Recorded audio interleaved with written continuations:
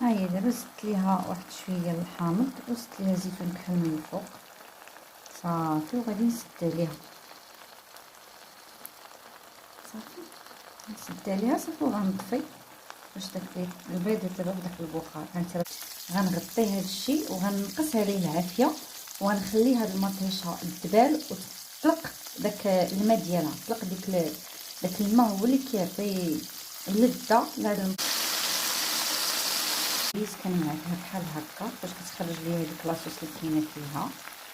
حتى الثومه وكنزيد واحد الحاره صغيره وكنزيد الربيع وكنخليها كطيب على خاطرها.